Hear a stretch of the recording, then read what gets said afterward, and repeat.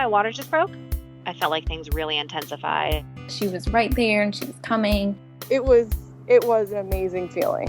I'm gonna cry just thinking about it. I could feel her head. We heard her cry. We were squeezing hands and she was screaming.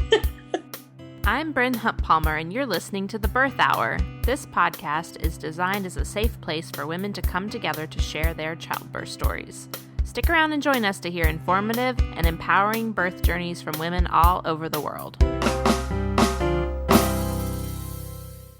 Today's episode is sponsored by Kindred Bravely. From adorable maternity wear to comfortable nursing bras, this mom-owned company has you covered. You can see all of their comfy clothing at kindredbravely.com and use the coupon code BIRTHHOUR for 20% off your order. At the end of today's episode, I'm going to chat about some of their new leggings options, as well as my other favorite items from kindredbravely.com. Today's guest is Liz. Liz gave birth during the COVID-19 pandemic, and she has a really interesting perspective having a doula present virtually the entire time via FaceTime. And I've had a lot of people reach out to me asking whether they think it's worth it to have a virtual doula. And for Liz, it definitely was. So I thought this would be a great episode for many of you who are making that decision right now. Just a quick announcement that we are still offering $100 off the Know Your Options childbirth course.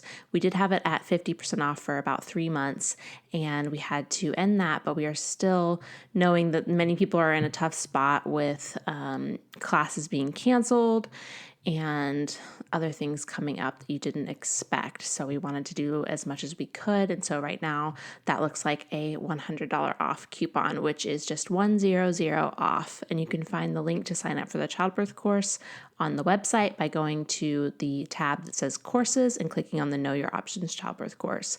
You can also send me a message through the website and I'll get back to you as soon as I can if you have any questions. All right, let's hear Liz's story. Hi, Liz. Welcome to the Birth Hour. Thanks for coming on the podcast today. Thanks so much for having me. Can you tell my listeners a little bit about you and your family before we get into your stories? Sure. I am a wardrobe stylist based in New York. I actually just moved outside of New York 2 weeks before the whole quarantine thing happened. And so we now live in the suburbs just north of the city. And it's me, my husband, and my toddler, he just turned 3 during all this, and now with our newborn. All right. And then did you want to share your first birth story today too, or just your most recent one? I can share the first one. The first one, I guess, if you look at it in terms, I can share my first birth story. But if you look at it in terms of like everything going on right now, it's kind of not as exciting or as eventful, I'd say. Okay. But my first birth, I guess in a way it was pretty eventful because it wasn't exactly how I planned. And I ended up having to get induced on my 40-week appointment because my water was leaking. And when that happened, it was like everything changed. Everything that I had planned for went out the window, and I didn't know what to expect because of that, because you prepare so much for what the birth is going to be like. And they tell you in birth class, this is what, to expect. But then all of a sudden, like nobody talks about induction and how that is so different than just the progression of a regular birth. So when I went through that, it was like, I don't know what to do. And I relied heavily on my doula, which was really nice because they, having a doula, that's somebody who advocates for you and kind of tells you what to expect when you don't know. And I definitely relied on that. And that was something during my second birth that I was like, I need a doula because everything going on, it's almost like throwing this curveball of having the induction. You don't know what to expect. And having this doula there to guide you, it was almost like I didn't know what to do in a birth. Like it was almost like it was my first birth because this second time it was all, unprecedented. Right. Well, let's start back with how your pregnancy was going, maybe pre all of the COVID-19 news, and then how that shifted for you. So this pregnancy, it was so different than my first because my first, everything just kind of fell into place and we hadn't really tried too much to we were planning, we'll go away on vacation. That's when we'll try to have a baby. And it happened right before we went on vacation. And so everything just happened so smoothly with my first. And it was like, okay, this is the way it's supposed to be. And then when I was trying to have my second baby, I actually ended up having a miscarriage the first time that we went to go try. And so when we did find out that we were expecting this time, it was such a nice, unexpected kind of thing. And it was just like every minute of being pregnant was like, is this okay? Everything the first time was so smooth that this time it was like, I don't know if this is going to last or if this is going to take. And so in the very beginning, I took a pregnancy test and I almost didn't believe that it was a positive because, I had a chemical pregnancy the time I had a miscarriage. And so like, I just didn't believe it until I went to the doctor. And then when I went to the doctor, they said, everything's okay. We'll see you in a couple of weeks. And then I didn't believe it then. And I ended up having, I was bleeding in the early pregnancy. And during that, like, it's just almost as like, okay, I'm going through this miscarriage again. And so when I found out that everything was okay and it's just normal to bleed in the beginning of the pregnancy, that it was still like, I didn't believe that this was really happening. So the whole pregnancy was just kind of very cautious already. And then I was so sick because when I had my first pregnancy, I was having a boy. And I think because the hormones are so different with a girl, I have never felt anything like this. I was sick every day, all day, throwing up all night. And it was awful. I was on so much, I'm such a natural, holistic person, but I was actually on prescription medication because I just couldn't function. It was so hard to go to work, and I'm on my feet all day being a wardrobe stylist. And it's so hard to function being pregnant. And it was like, I didn't think I could get through the days. Yeah. The whole time I was pregnant, it was kind of like a roller coaster of emotions. Like, it was amazing. I was so excited because I was finally having my rainbow baby, but it was so challenging this time. And I think when the whole coronavirus thing hit, it was like, oh, great, you're going to throw another curveball to everything going on in my life. Yeah. Right before the whole coronavirus thing happened, I think because when you're pregnant, your hormones and you're so susceptible to getting sick, I ended up catching everything going around. So my son got sick in about November, and he passed it to me right away, of course. And it went around his whole daycare and everybody got sick. And it was almost like we all had the coronavirus. I know it wasn't happening over here during that time, but I ended up getting so sick that I ended up in urgent care. I was coughing and I thought I was going to hurt the baby. And I had this like dry cough that was in my chest. It was so scary not knowing what the repercussions of being sick were going to be on my baby. I didn't want to take like any crazy heavy duty medication. And I ended up on an inhaler, albuterol, so that way I could breathe a little easier. And that was really terrifying to not know. Already I was cautious with my pregnancy and to not know if this was going to have any repercussions on my baby. So I was sick with not only that, then maybe about a month later, I ended up catching a stomach flu that went around, and it kind of breezed through my entire family. My son got sick, I got sick, my husband got sick. And so again, I was terrified, like, is this going to hurt my baby? And then when the coronavirus outbreak came about, it's funny, when I heard that it was happening in China, it didn't even occur to me that it could happen over here and that it would be something I'd have to worry about. I was more worried that the times that I was already sick was not going to hurt my baby.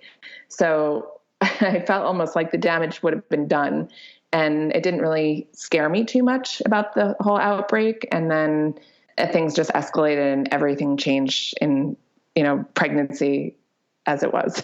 Yeah. So at that point, were you living in the city or outside of the city? So at that point, when I was getting sick, I was living in Brooklyn. And I think because I was around so many people, and between going on the subway and going to work with, every day I work with different people. And then on top of that, my son was in daycare. It was just like, it was inevitable that I was going to get sick. Oh, and not to mention my husband works in a public school. Okay. So all the germs, I get all the germs. Yeah. So yeah, that was a little overwhelming to know that, it was just inevitable that I was going to get sick while being pregnant. And then how far along were you when you started hearing that coronavirus was going to affect the U.S.? So we moved out of the city into the suburbs, and this was something that we had been planning for a long time. So it just happened to coincide, coincidentally, with this whole outbreak. And we moved about, I think it was about 2 weeks before our new town was declared a containment zone.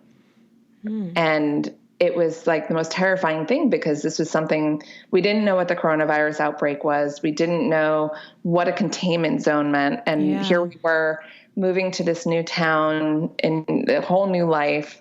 And all of a sudden everyone is saying, where did you move to? It sounds like you moved to like some like terrifying sci-fi movie. Yeah. And were you still going to the same care providers in the city, or did you switch care providers? So our move happened, I was 8 months pregnant, which is something I don't recommend to anybody. But it was something that I'm so glad that we did move just in time before I had the baby. But because I moved so late in my pregnancy, I didn't know any doctors. I didn't know where I was going to deliver. And I was kind of scrambling, this was even before the outbreak. I was scrambling of where am I going to have a doctor and where am I going to give birth? Yeah. And so we ended up finding somebody, I ended up messaging a bunch of moms in a mom group I'm in, and they all led me to different resources. So that definitely helped. And I found a provider network, and they worked with the one hospital that my insurance covered. And I saw, I think it was about 2 different doctors before all of a sudden everything hit. And we found out that the doctors were no longer in the office and they were only in the hospital. And then they had different doctors reserved in the office. So I couldn't see the doctor that I would have been getting delivered. Okay. And at what point did they start telling you that maybe things might look a little differently because of the pandemic? When I first went to the doctor, everything was still normal. So it was very smooth. And I said, okay, I think I finally found my doctor.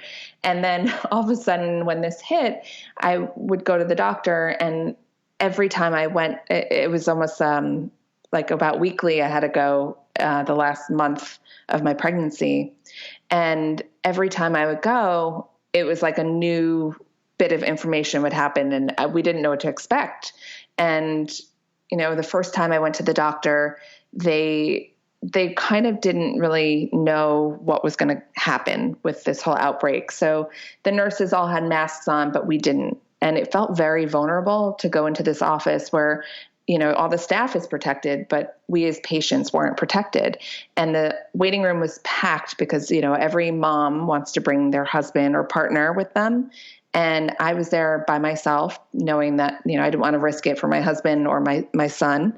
And it was a little scary because here I am, they're telling people not to congregate. They're telling people to not be closer than 6 feet to somebody else. And here I am sitting next to somebody else, right beside me in a waiting room, and nobody had masks on. And then the next time I would go to the doctor, I would go and they started giving out masks to the patients, but you're still very close to the next person next to you. And then the next time I would go, they had signs saying, stay 6 feet away. So every week it would change. And every time I went to the doctor, they didn't know what to tell us, which was the scary thing because it was changing so quickly, and all the information that was given to everybody, it was kind of new every time we would go in. So when I went to the doctor, they would tell us to go wash our hands or, or whatever precautions that you can take. But nobody told us, nobody would tell us when you're going to go to the hospital, this is what to expect, because they didn't even know. And I would ask my doctor or whoever doctor I was seeing what was going on in the hospital and what protocols they were going to have at the hospital at the time. And every single time she didn't know because there was no communication, and things were changing so rapidly that she couldn't even answer my questions. And how is your anxiety level at this point? I know you mentioned early on in pregnancy you were struggling already. So my pregnancy already was very nerve-wracking because I had already suffered a loss. And now on top of suffering a loss, here I am not knowing what to expect when I go to the doctor's office, not knowing if I'm going to get infected and, not only hurt my baby, but hurt my family. And then on top of that, will I even be able to deliver in a hospital? Here are all these patients are overrunning these hospitals. Was there even going to be a hospital bed for me? And that was the scariest part. Yeah. So what did you do next? I guess I'm just trying to imagine myself in the situation. I'd be like, okay, I need to plan a home birth or, just all the different possibilities. Yeah. So I was trying to advocate for myself as much as I could. And I was on social media sending out can you sign this petition? Because at the time the policies were changing every day. And at the time they didn't know if my partner, my husband, could be in the birth with me. They were actually forbidding partners to come to the births. And that was my big worry because my first birth, because I was induced, I was more at risk of complications. And with those complications, I ended up hemorrhaging. And if I didn't have my husband by my side to make sure I was okay when there was nobody else in the room, I didn't know if I was going to survive. And that was a real big worry for me. And when I was petitioning and sending out all these different things, people were giving me unsolicited advice and saying, you should just have a home birth. And for anybody that hasn't done their research, having a home birth isn't just setting up a tub and just saying, let's have a baby. And I said, yeah, that'd be great. I'll have my husband YouTube how to deliver a baby because that's just not an option. And for me, it was never in my birth plan to deliver at home.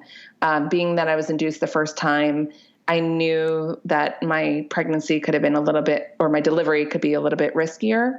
And I wanted to be in a place where I can have medical attention. And that's just my preference. And so if you don't have the preference to begin with for a home birth, it's not really wise to just switch last minute to a home birth. Nor is it going to help with your stress levels. Yes. Well, so also having a home birth, just because you're at home doesn't mean that you're going to be safer, because at this time, we didn't even know if a midwife could deliver. We didn't know if that was an option. A lot of the midwives were overbooked, or the birthing centers were, shutting down because they weren't as essential as, say, a hospital. And the doula that I originally had booked, she wouldn't even come to my birth because she was worried about infecting her family. So if I couldn't even get a doula to come to my birth, there was no chance that, I could feel confident that a midwife would come. And so it was never an option. So I was sticking to my plan of giving birth in a hospital. And at the time I heard that the hospitals were fairly safe because they were sectioning off the the labor and delivery wards away from the COVID patients. So that made me feel better, but it's still, terrifying and unknown. I never visited the hospital that I was going to give birth at. And, normally you have your hospital tour, and my hospital tour was literally a phone call saying, okay, let's get all your paperwork together. And that's about it.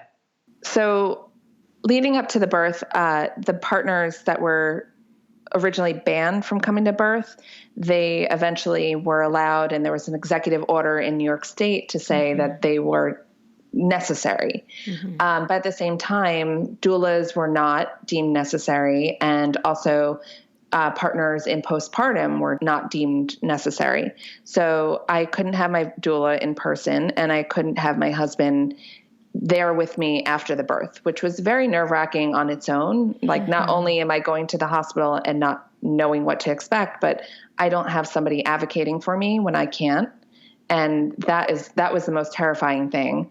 And on top of that, they were at the time separating babies from the moms when they got tested at the hospital. And if the mom tested for the COVID, then the baby was taken away and you can never have interaction while you're at the hospital. And at the time, I believe it was 2 weeks that you had to be separated from your baby. Mm-hmm. And so all these factors were just so nerve-wracking on top of everything going on. Yeah. And I was calling the hospital administration every single day, just complaining and sharing my opinions, because I needed to know that I was fighting for my rights. Yeah. And a lot of other moms were sharing I was posting so much about it on social media that a lot of moms that I had never met were sharing their same worries with me. Mm-hmm. And especially moms that were delivering via C-section, to not have a partner to help you is just terrifying. I had one mom tell me that she was in her hospital bed for 4 days by herself with her baby in her bed because nobody would help her after she delivered. Yeah, I interviewed a mom who had a cesarean with twins, and her partner wasn't there. And she just had these 2 babies postpartum. And she's like, I couldn't go to the bathroom. I couldn't pick them up or put them down. I just felt so trapped. And it doesn't make sense to me, because if they were there with you during the birth, they didn't get COVID during labor. They either had it or they didn't. So why can't they stay? So I was advocating for myself because I didn't understand the policy. And I called every single administrator from the hospital that I was giving birth at and said, can you just explain to me why this policy is necessary? And nobody, they followed the same script, and they just said, this is what our hospital feels is safest for everybody. And I said, but I don't feel safe. I don't feel safe as a mother that is going to need that support. And I don't know if your staff is there because they're overworked, or they could have the virus. Are you even testing your staff? I'm getting tested, but they're not getting tested. Mm-hmm. And it was so nerve-wracking. And I think because of all the pregnancy hormones, I was so emotional. Yeah. I was fighting this every day. And luckily, about a week after I gave birth, they reversed that policy. Yeah, I've just been watching this, and it's just so unfortunate because there's these windows where the moms who gave birth during, while everyone was just scrambling and putting these policies into place without thinking about it, and they just had this basically devastating outcome. And then a couple weeks later, oh, actually, that's not actually humane or make any sense. No, and they were just throwing out these policies as if it was just a blanket statement because it was easier for them, and nobody can explain why. And that was really just devastating. Yeah. All right, well, let's get into how your birth unfolded now that we know how the lead up was for you. So at my 40-week appointment, I had already had contractions about 15 minutes apart for, I think it was about a day and a half. So I was already feeling like I was in labor. Even though it was early labor, I was feeling the discomfort for so long that I had almost had enough of it. And at my 40-week appointment, my doctor said, well, we can either, we can induce you in another couple days, or I can do a membrane sweep and we can see what happens.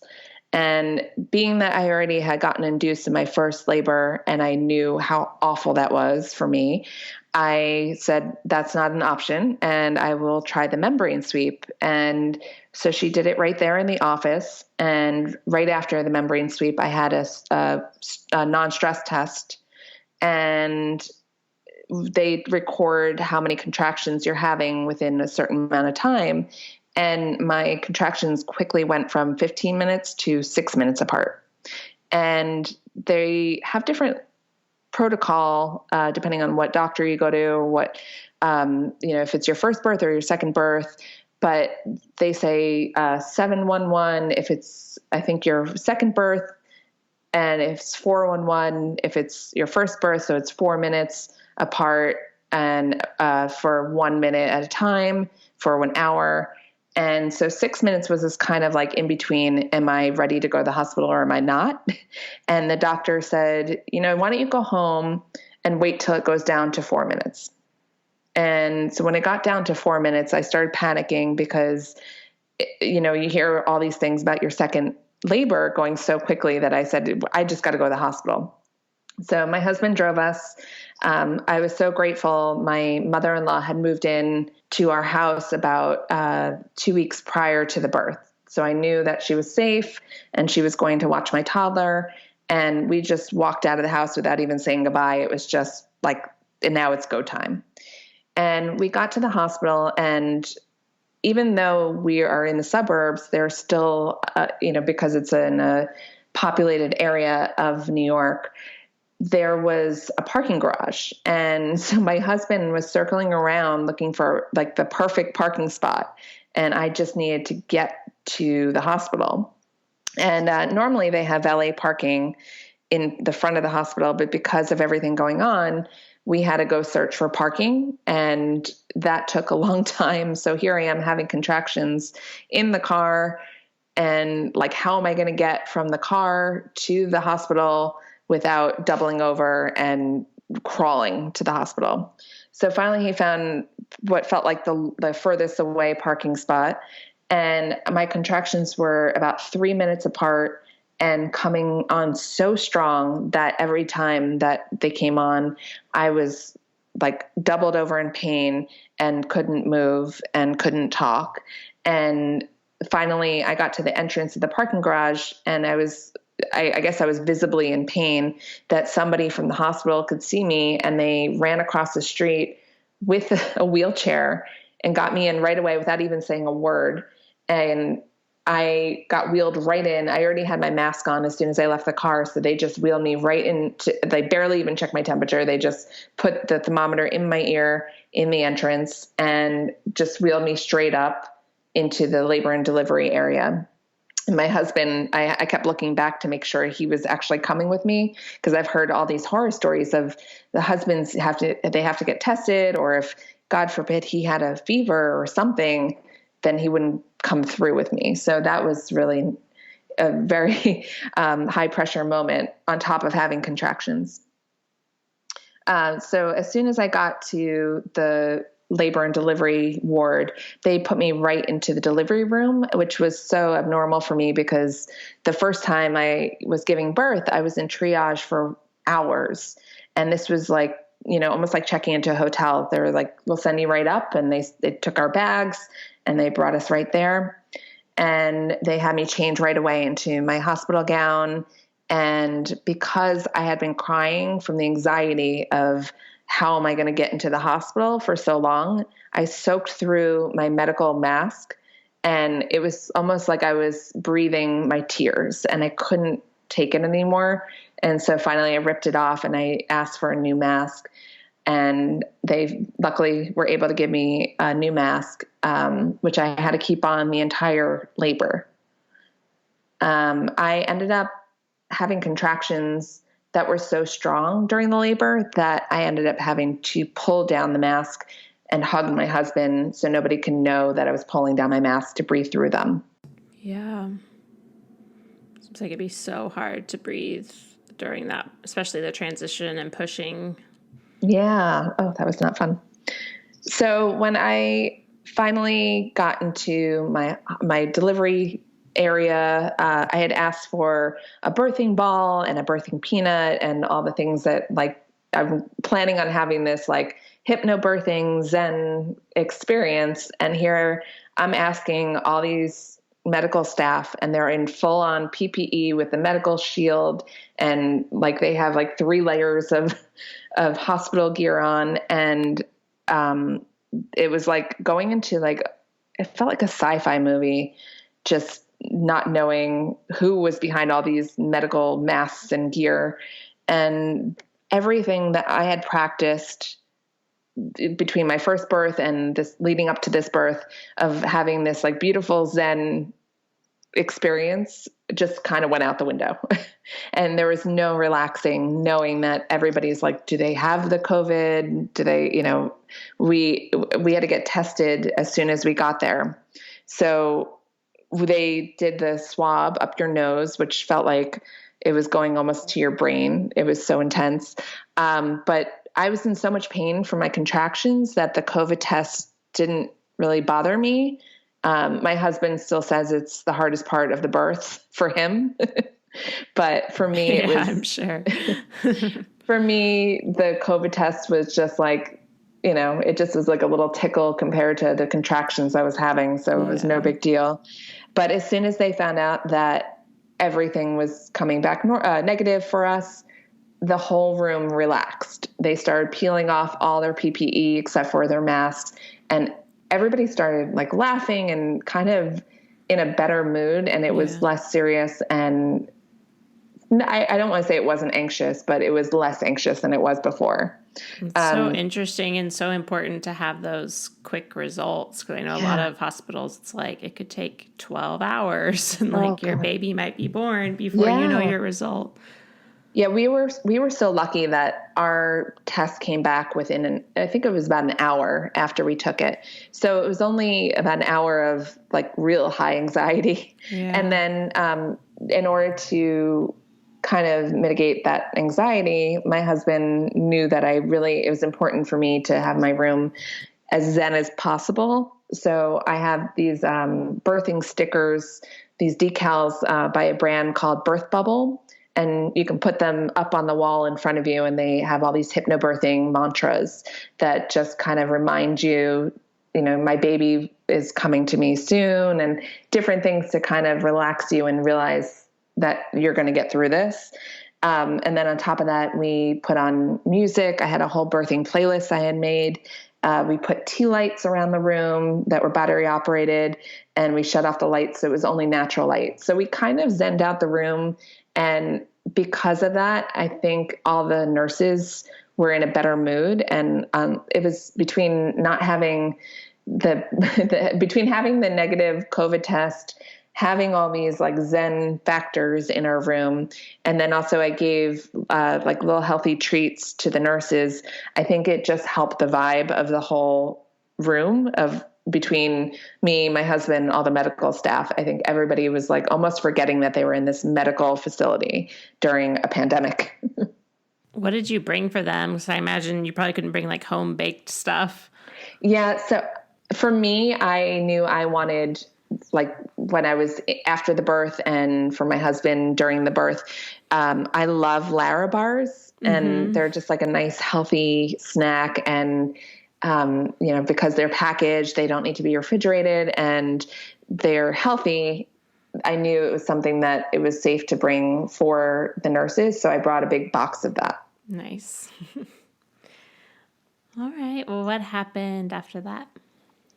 Oh, so I should say, so I had my doula actually come to the birth on FaceTime, which was something that I did not expect to ever have, but it was the same doula that I had for the first birth, and she was able to do it through FaceTime. And I have to say, it was just as valuable having her there.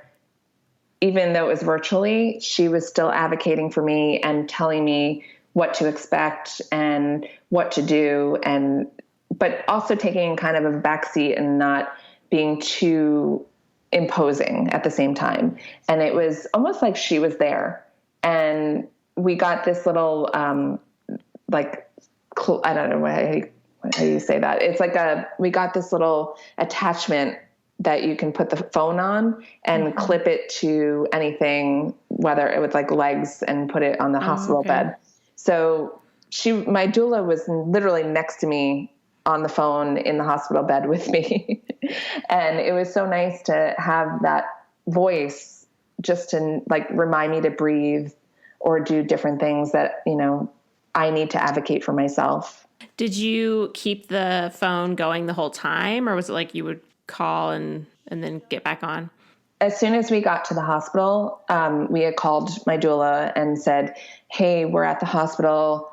Let us know what we should be doing. And she said, just get settled in. And once you guys are settled, then FaceTime me. And from the moment that we FaceTimed until about, I would say, an hour after the birth, she was right by my side on FaceTime. And did the hospital staff have anything to say about that, or did they care? So my hospital staff actually, I don't know if it was so common that people were doing FaceTimes with doulas. So they were all, anytime I said, my doula's here and to somebody new walking in, they were all kind of like a little shocked. But my doula was so on top of everything. But at the same time, she took a step back and wasn't too imposing. And it was so nice that she was able to give us really good advice. And then even after the baby was born, she's also a lactation consultant. Mm-hmm. So she was able to give us little tips and reminders of breastfeeding. So my nurse actually, at the end of the birth, she said, I can't believe how helpful your doula was. And she said that my doula virtually was even more helpful than doulas she's seen come to births. Wow. That's amazing. Yeah. I've had a lot of people ask me whether they think, having a virtual doula is worth it. And I'm sure it just depends on what kind of support you're looking for and then the doula. But it's great to hear that experience. Yeah. No, I was really grateful to have my doula there because with everything going on, I didn't know what to expect. And also, my first birth was so different than this birth. So my first birth, I was induced, and it was like everything progressed so quickly. And then, it's all artificially. So I didn't know how this one would go. And then in addition to all that, my doula, because it was a completely different circumstances this time, she created like a whole new birth plan for me that was completely different than the first one, because there are things that we can't really do now during this pandemic that we could necessarily do during the first time. That makes sense. So when I arrived at the hospital, they checked me and I was only 3 centimeters dilated. And you hear all these stories about when you're giving birth the second time that it progresses so quickly and you just might show up and it'll be like 7 centimeters. The most I ever got was 5 centimeters this time. And I think because I had the membrane sweep, it just was almost like my body was forced into labor and parts of me were not ready. And because of that, the contractions were so strong and close together that once they checked me and I knew I was only 5 centimeters and my water hadn't broke at that point, they told me that I would have to get my water artificially broken. And when that happens, the contractions are even stronger. And I said to myself, I can't relax because of everything going on, knowing the circumstances. There's a pandemic outside my door. I need to relax and progress. Otherwise, I could put myself and my baby at risk. And so at that point, I was deciding, do I need to get the epidural? And actually, I should say, before I even got checked and found out I was at 5 centimeters, the nurses wouldn't have me checked because they thought I was so far along and that I was progressing, but I needed to wait. And I said, no, I need to know if I'm going to get checked. I need to know where I'm at.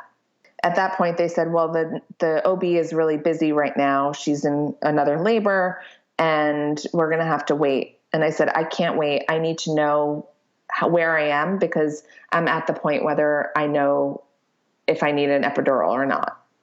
And there's so much during this time that you really need to advocate for yourself because the nurses are overworked and the staff is so understaffed. And it's just a time that they're just not going to go out of their way for you unless you make it a point. And so I just put my foot down and I said, I really need to know where I'm at. And once they told me I was only 5 centimeters dilated, I said, I can't relax anymore. I need the epidural. And that was really hard for me to come to terms with because I was really set on trying for a natural birth. And I remember crying to my doula saying, did I make the right decision? And she said, absolutely. She said, it's really hard to relax, especially you're breathing through a surgical mask. And that's something that I just completely forgot that's probably why my body isn't going to relax. Yeah. So I'm really grateful I got the epidural and I asked to get the lowest dose so I could still feel the pushing. And I still felt, while I didn't feel that sharp pain, I still felt a lot of pressure. And it was something that I'm really glad I got. But at the same time, it only worked on about half my body.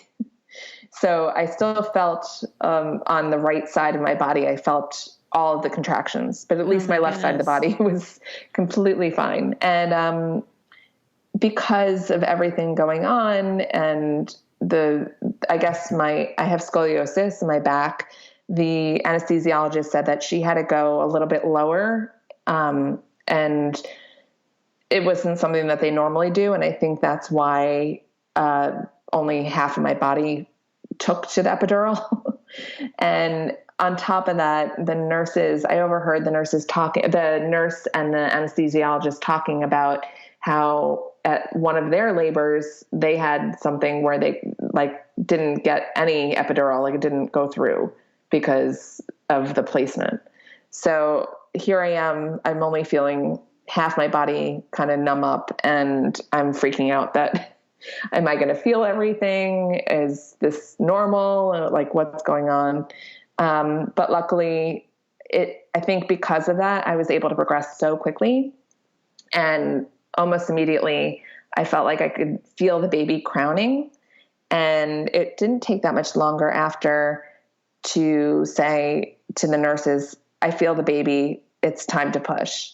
And they didn't believe me because I think it happened so quickly. And also I think because everybody was so busy in the hospital, they didn't want to check, because if I wasn't, then, they didn't want to take the time they have so many people in the hospital, but only so much staff. So I felt the crowning and I said, I need to get checked right now. And they said, okay, we'll wait and we'll see in a few minutes. And I said, no, she's coming. And so the OB came right in and she checked and she said, oh yeah, there's the head. She's coming. And 8 minutes later, the baby came out. Wow. So good that you insisted on that. Mm-hmm.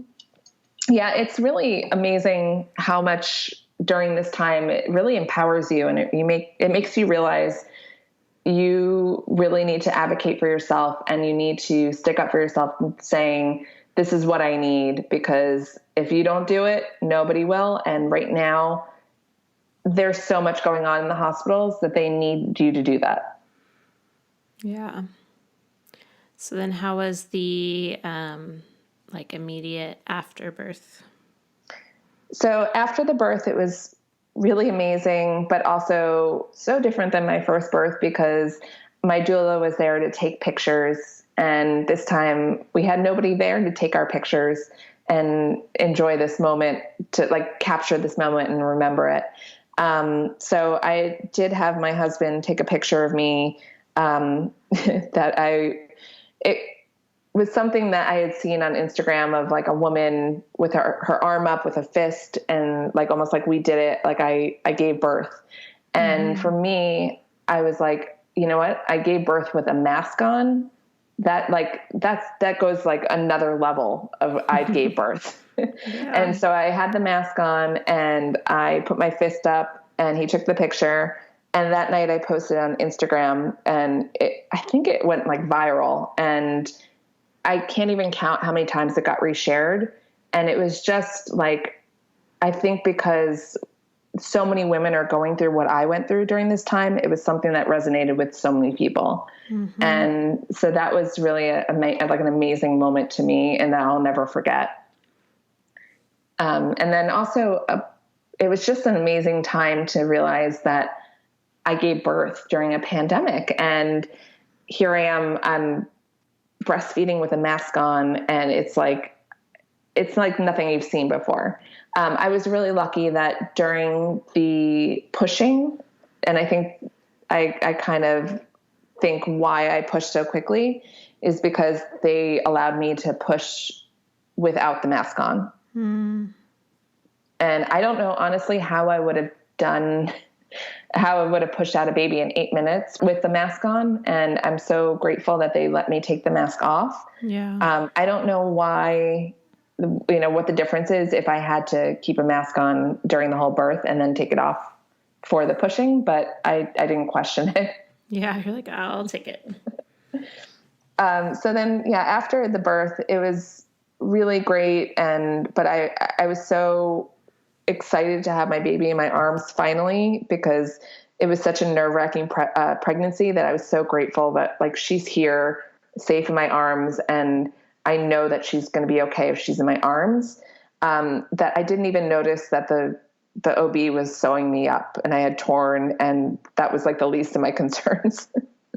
And after everything happened and I was with my husband, I kept looking at the clock because I knew he had to go within 2 hours after the birth. And the policy of the hospital at the time was that partners have to leave 2 hours after the birth. And I said to the nurses, look, I'm really concerned. The first birth, I hemorrhaged, and it was something that I just want to make sure that somebody's looking out for me, that I'm not going to hemorrhage and, have complications this time. So immediately, because I said that, they said, oh, that's great that you told us that. They gave me Pitocin immediately to stop any hemorrhaging. And they told me my husband could stay an extra half hour, which to me wasn't really enough, because as soon as I left the delivery room, I was almost on my own. And that was really nerve-wracking. And right away, because I'm so grateful this was my second birth and I knew kind of what to expect, I asked for Motrin to get ahead of, actually my doula reminded me, ask for some pain medication to get ahead of the pain, because that hits you later and it'll be too late once the pain hits you. So I had asked them for some Motrin, and they called it into the pharmacy. And about an hour later, I can kind of feel the pain creeping in. And I said, hey, I'm just checking on that Motrin. And I had 2 nurses working on it, and the pharmacy was so backed up that they just said that it was not possible. And I said, well, I need something. And they ended up finding just regular over-the-counter Tylenol to tie me over. And it took a long time for me to get the Motrin. And even then, I had to be on top of them, because it was every 6 hours that you have to get the Motrin to keep up with the pain management. And so I really had to advocate for myself, even in the recovery, and constantly call nurses, hey, I need more Motrin or whatever I need. And on top of that, they recommend taking a stool softener like Colace after you give birth to make everything a little bit smoother and easier. And I asked for that right after the birth, like almost immediately when I asked for the pain medication. And I did not receive any stool softener for 20 hours later. Wow, that's good to know for people listening. Like, just bring your own pharmacy, basically. Those are pretty simple over-the-counter things. Exactly. So I'm really great. I actually am really grateful. I brought my own Colace, knowing that things might be a little tough to get. My Colace was expired. It was actually from my first birth. Yeah. I probably still have some from my first birth. But I was so happy to at least have something. And I was like, I'll take the risk if it is expired. And I'm glad I did, because I needed it before the 20 hours where I received it. Yeah. And as far as the Motrin, I would recommend bringing Tylenol. That way you can alternate Motrin and Tylenol. If you can't get that prescription Motrin in time, at least you can tie yourself over with the Tylenol. Yeah, that's such a good pointer. Yeah. Hopefully things have settled down a little bit more in most places, though. I know. I hope so, too. So after the birth, in the 2.5 hours, it wasn't even, I think it was about 2.5 hours, they were quick to rush my husband out and move me to my postpartum room. And it was like night and day from my delivery room, where everything was zen and everybody was having a good time and making jokes. And it was like a nice mood in that sense. And all of a sudden my husband left, and it was almost like everybody had left. And, I didn't know anybody in the hospital. Here I am on my own in this pandemic, and people are randomly coming out of my room. And it was really almost scary, because I'm like, I don't know who you are and where you've been, and if you're carrying this scary virus that's going around. And it was empowering in the fact that I was on my own with my baby, and I was able to do a lot on my own, but it was also really scary. And I was so grateful for my delivery nurse. She went above and beyond. And when I delivered, it was about 5:00 in the afternoon, and the kitchen for the hospital closes at 7. And so by the time I got into my room, in my postpartum room, it was 7:30 and there was no dinner. I had been at the hospital for 5 hours in labor without any meal, and I had been in labor since that morning. So I hadn't had anything since breakfast. And here I am. I had the biggest marathon of my life, and I had just given birth and there was no food. And I was so grateful. My delivery nurse, she found Jell-O and all these snacks, and she found in the nurse's kitchen, she found a salad, and she delivered it all to my postpartum room out of the kindness of her heart.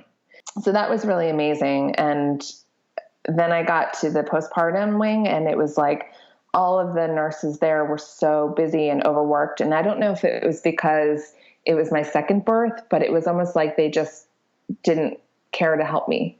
Or maybe it was because they were scared and they didn't want to risk their lives, and not knowing if I, even though I tested negative, they say 70% of the tests are accurate, but there's 30% that could be false negatives. So I'm sure they were scared too.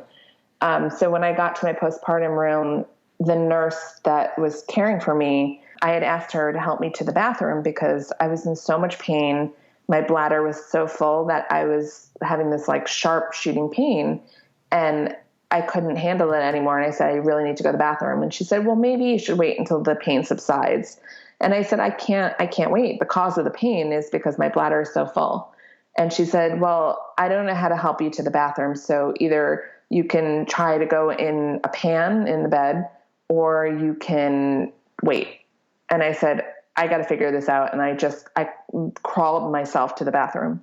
Oh my gosh. Yeah. So she didn't say why she couldn't help you? She's not allowed to touch you? I don't understand how. That's her job, right? I know. I don't know why she technically couldn't help me. I don't know if she was nervous or what it was. I can't imagine it wasn't because she couldn't touch me, because then the postpartum, the delivery nurses in my delivery room, they helped me to the bathroom in a wheelchair, and it was no problem. Yeah. And I asked this postpartum nurse, hey, can you at least get in a wheelchair for me? And she said no. Wow. So, I mean, I'm so grateful for nurses during this time, and most of them had been amazing, but this one nurse, I don't know what was going on. Maybe it was out of fear, but it was she was not there to help me. Did you just have a breakdown? That's what I would have done. I was got myself to the bathroom and then be I'm so done with this. So I almost felt like I was Superwoman, because I was I'm going to just do this myself. Okay, good. Even if that's the better way to go about it. Yeah. Even if I have to crawl on the floor, I'm going to do this myself, because if she's not going to help me, who will? And so I got to the bathroom by myself, and I did everything. And it was she tried to help me with other things. And I was I got this, because at this point I was I really need to take care of myself. I knew I had to be in the hospital for 24 hours at least after the birth. And I knew it was going to be a long 24 hours if I had to rely on somebody else. And, so yeah, that was really challenging. And then, I complained, that was my night nurse. And then I complained to the nurse during the day that it was so hard to not have my husband there at night, helping me right after the birth. And, it's hard to not even have my family to, my son can't meet the baby until I get home, and to have anybody come visit in the hospital, it was really so hard. And she said to me, she's I know, but I don't know when I'm going to see my family again. And that hit home. And I was in tears, knowing that these nurses, as hard as we're having it in the hospital giving birth, they're having just as hard of a time, because they are risking their lives and they're not able to see their families. And that was a real eye opener for me during this time. Yeah. I feel the incident with needing help to go to the bathroom and her not being able to or willing to is just another good proof point on letting partners stay, because then that's actually taking some of the stress off of the nurses, especially since you were both tested when you came in. Yeah. So, I mean, this is something that I complained to the hospital administration before I even was giving birth. I knew that this was something that was going to happen, that, I relied a lot on my husband after the first birth in the postpartum recovery period. And, little things like I need water, or I need somebody to get this or that, or help me get to the bathroom. And the more people that I was going to be coming in contact with, it's more risk for me. And then the more that I'm in contact with the nurses, it's more of a risk for them. So it just didn't make any sense to me to not have a partner there who can kind of just take away some of that risk of, contact. Yeah. All right. Well, do you want to share anything else from your time at the hospital, or what was it like getting to go home? Was your husband just like curbside pickup, or? So because I gave birth so late in the day, they weren't going to let me leave the hospital for another, basically another day. They wanted me to stay overnight one more night, because their protocol typically is to discharge in the morning. And because my 24 hours would have been at night, they were like, oh, just stay another night. And I said, no, I'm not staying another night. I will feel so much better at home. I just need to get home. And I had to fight tooth and nail to just get home. It was really unbelievable. I thought they were going to kick me curbside, at 24 hours, go home. And here they're telling me to stay longer, and just kind of blew my mind during this time. And they said that they needed to keep the baby there for 24 hours exactly for the testing. So they had to do all the tests after 24 hours. So, and then they, on top of that, don't get the results for the test for another couple hours after that. And then it takes a few hours to get discharged. So by the time all was said and done, I didn't get discharged till 11 o'clock at night, when I was originally told I'd be leaving at 5. Oh, wow. So here, my husband showed up at the hospital at 8 o'clock thinking this is, I was cleared to get picked up and everything was going to go smoothly, and I was going to go bring my baby to him. And he fell asleep, waited in the car in front of the hospital for 3 hours waiting for me. Oh my gosh. So then I got wheeled out in a wheelchair, and I held my baby in my car seat on my lap. Oh, and I should add that I also brought my car seat in a trash bag to protect it, because with everything going on, I didn't want random people handling my car seat and then having it disinfect it. It would have been awful. So I put it in a big lawn trash bag, and they have to check your car seat before you leave. And so I had people randomly checking my car seat, and they took it out of the bag. And my nurse, who didn't want to help me get to the bathroom earlier, she took the car seat out of the trash bag and then put it on the floor, and was putting it all over the place, and all, in places where it was why to put it in the trash bag in the first place. So they wheeled me out, and my husband was out in front, and I didn't even know who wheeled me out, but they were just medical staff that, I had so much stuff between the car seat and, my bag and all the supplies that they give you. And so I had 2 people escort me out, and I didn't even know who they were. And then they helped, get me to the car, and it was just a really bizarre way. It's not what I pictured. My first birth, we took pictures with the baby when I left the hospital, and here I am, it's 11 o'clock at night, and I'm I hadn't changed out of my pajamas in 24 hours. I hadn't showered. I was definitely not camera ready. And I just was get me home. I just want to be home and with my family and not in a hospital. Yeah. So once you got home, how was your postpartum recovery? So I have to say the postpartum recovery is much easier the second time around. And I feel so grateful that this was my second birth because I knew what to expect and I had all the supplies I needed. The one hiccup I had was during breastfeeding in the beginning. Every baby's different, and this baby took to breastfeeding a little differently than my son, who was a voracious eater. And this one caused my nipples to bleed in the beginning. And I was so grateful that my doula is also a certified lactation consultant. So I had her on FaceTime telling me, like, I'm asking her, is this right? What should I do? And she told me to ask my OB to prescribe an ointment that is like this special compound pharmacy ointment called triple nipple cream. I can't remember what the technical name is, but it was something that like instantly relieved everything, all the pain and scabbing and everything. So even though I wasn't able to see a lactation consultant in person, I was like, it was just as valuable doing it on FaceTime. So that was really nice.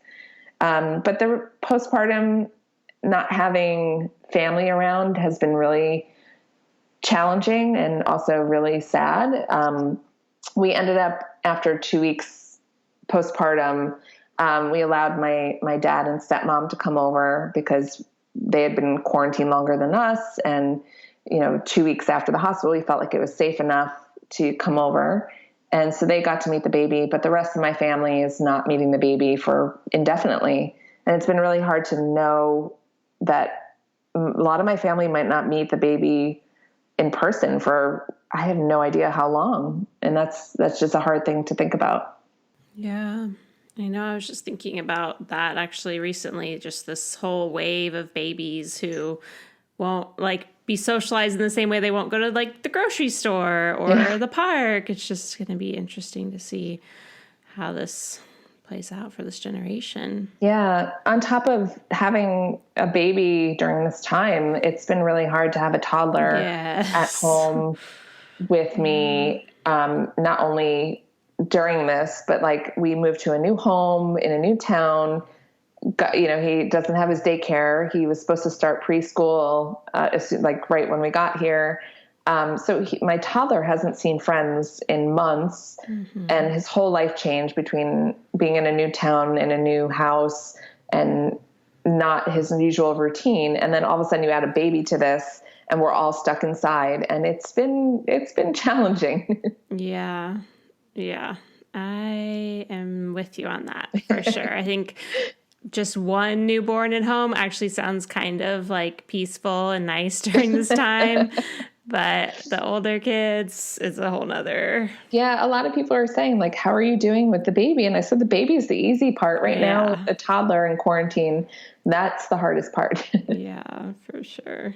Yeah, but I'm grateful that, I went through this and I got through it. And the fact that I gave birth during the peak of a global pandemic in the epicenter and made it through safely and everybody's okay, it just makes me feel empowered, and that if I can do this, anybody can do this, especially now with everything kind of calming down. It's everybody can do this. We got this. Yeah. Well, I love that you have that perspective coming out of it. I think that'll be really encouraging for people to hear. And I just really appreciate you sharing. Thank you. Well, I'm glad I was able to share because I hope it helps other women that are going through this. Yeah. Okay. So before we sign off, do you have any resources you want to share that were helpful to you? For me, I really enjoyed learning about hypnobirthing during both my pregnancies and using those techniques leading up to the birth. I took a class with Hypnobirthing NYC, and that was so helpful. And I really feel like that helped me have a more relaxed birth and avoid complications. And so that's something I would really recommend. Obviously, your podcast is something that I listened to while I was pregnant and was so helpful for me. And also just a lot of the mom groups I'm involved in. There's a group called Hey Mama that is a membership-based group. And it was something that I was able to find a lot of resources locally, especially when I moved to my new town. I went on to the emails and said, hey, I'm looking for an OB or I'm looking for a hospital. And it really led me into find all the things that I needed to find from other moms that are, in the same boat. So I think that was something I really was grateful for. Great. Well, we'll link to those on the show notes page. And then where can people find you to connect? So I have a blog called The New York Stylist, and that's at thenewyorkstylist.com. And I share a lot about, obviously, fashion, but also motherhood and lifestyle. And lately, a lot of stuff about being pregnant and postpartum during this whole time. Mm-hmm. And I'm also sharing that on Instagram at The New York Stylist. All right. Well, thank you so much again for coming on. I really appreciate it. Thank you so much for having me. It was so great. All right, I want to share a little bit more about Kindred Bravely, today's sponsor. Don't forget you can use the coupon code BIRTHHOUR to get 20% off at kindredbravely.com. Today I want to talk about their leggings. You guys have heard me share about their Louisa maternity and postpartum support leggings that have a super high waist, so comfortable, stretch over your belly when you're pregnant, and then are so amazing postpartum for just holding everything in and being insanely comfortable. I wore them every single day along with my Simply Sublime nursing tank from them. So I am a huge fan of those, but they just came out with a couple new leggings options that I wanted to share with you guys. The first is a nursing and postpartum support crop legging. This one is a lower waist, but still high enough waist to hold in all the things I want held in. They come up to like my belly button and they're super, super comfy. And then they're the capri or like the 7/8 length. If you know a lot about leggings, they are often labeled as 7/8 instead of a crop or a capri. For me, they come down to about the 7/8 length. They are so comfortable, and it's a nice option if you don't want as high of a waist, especially during the summer months. But those, again, are only going to work for, I would say, early pregnancy and then nursing and postpartum. They're called the Stella Nursing and Postpartum Support Crop Leggings. And then another one I'm very, very excited about is a crop legging with a pocket. These are for maternity and postpartum. They are a little different than the ones that I've talked about before, the Louisa that come up really high. These don't come up quite as high, and they have the option to roll them down. So you would keep them up high if you're pregnant and then roll them down postpartum. And then that pocket is just, everything. I don't know if you guys have converted to the land of leggings with pockets, but it's so helpful for keeping your phone. I'm not really wearing leggings on a lot of workouts, but I am wearing them to hang out at the house, especially right now. And it's so nice to be able to just have my phone on me without having to carry it around. If my phone is out in plain view, Harvey's usually freaking out trying to get it. And so it's nice to just have it in my pocket. Often I'll have it in my pocket on my leggings, and then I'll also have in a Bluetooth earbud to be listening to a podcast while I get things done around the house, or while Harvey just kind of plays around outside or something like that. So those are the Martina Maternity and Postpartum Support Crop Pocket Leggings. Again, all of these are on kindredbravely.com, and you can use the coupon code BIRTHHOUR for 20% off. I'm a huge fan of pretty much everything I've tried from them. I also just recently got a set of pajamas from them that are really comfy. It's like a t-shirt with a pocket and then kind of jogger pants. I think it's just called the Everyday Nursing t-shirt and joggers bundle, and it's super comfy. The joggers have pockets. It's great for pregnancy and postpartum. And then, of course, their underwear and bras are all amazing. Their nursing tanks are my favorite ever, especially if you're larger chested, because they come in busty sizing.